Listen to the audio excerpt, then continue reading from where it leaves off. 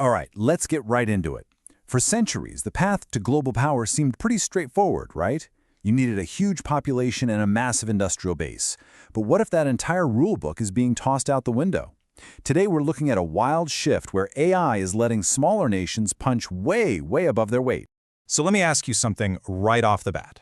When you think of a global superpower, who comes to mind? The US? China? India? Chances are they're some of the biggest countries on Earth by population. But what if that very model, that direct link between more people and more power, is about to snap? Because all the signs are pointing to exactly that. The old rules, they're broken.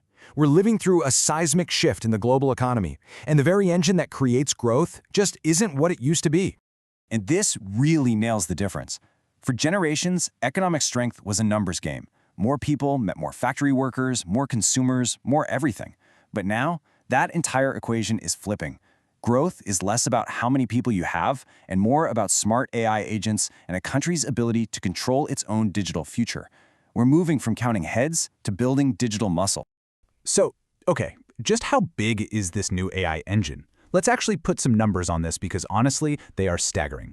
We are talking about a scale of change that dwarfs most of the tech revolutions we've seen in our lifetimes. And it's so important to get this. AI isn't just another app or a piece of software. It's a foundational growth engine. It's something that completely rewires how an entire economy creates value. And here it is, the headline number. McKinsey estimates that generative AI alone could add up to $4.4 trillion to the global economy. And get this, that's annually. That's not a one-time thing. It's a constant injection of new value year after year after year. So, where's all this new value going to land? Well, projections out to 2040 show these incredible boosts to GDP across the board. China could see its economy grow by 26%. North America over 14%. You see, these aren't just little tweaks. This is a complete reordering of the world's economic potential. And this isn't just some abstract idea. Let's zoom in on something real, like manufacturing. AI is projected to drive a productivity jump of 25% in that sector by 2035. And that's how you get to those trillions of dollars, by making our most important industries radically more efficient. Okay, so we've established AI is this massive economic force. You'd probably expect the usual suspects to just dominate, right? Well, here's the twist. Some of the most exciting moves are coming from places you might not expect, smaller nations that are absolutely seizing this moment. This is where the story gets really fascinating. I mean, of course, the US and China are pouring billions into AI, but look at the relative impact. For a small, tech-savvy country like Estonia, with just over 1 million people, AI could add a stunning 8% to its GDP every single year. Or check out Sweden, which already has the highest AI to GDP ratio in all of Europe. It proves it's not just about how much money you spend, it's about how strategically you spend it. Hey, this isn't just a couple of outliers. We are seeing explosive growth in AI adoption across smaller European countries. Places like Croatia and Greece are seeing usage rates jump by over 50%. They are not waiting around. They're all in, and they are moving fast. So how is this happening? How can a smaller nation actually outmaneuver a global giant? Well, it all comes down to the playbook. It turns out a smart, focused strategy can be way more powerful than just sheer size. At the heart of that playbook is this really crucial concept, AI sovereignty.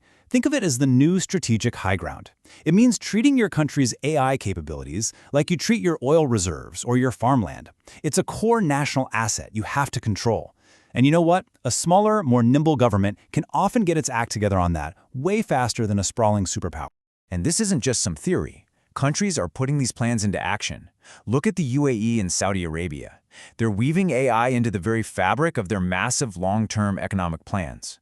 In Europe, a country like Romania is targeting €1 billion in savings just from using AI in the public sector.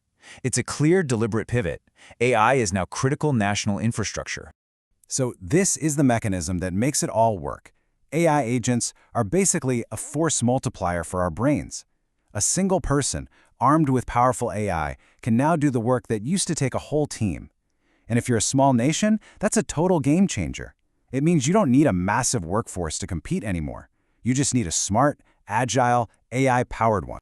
So, what does this all add up to? Well, we are witnessing the start of a completely new kind of race for global power. But this race isn't going to be won by having the most people. It's going to be won through digital dominance. So what's at stake here? For any nation, mastering AI is now the ultimate strategic goal. It's the only way to supercharge your productivity, create the high-skilled jobs of the future, and really expand your influence on the world stage. But for smaller nations, it's a historic opportunity to finally close the gap with the giants. Which brings us to our final thought. The race is on, and the playing field has been completely reset.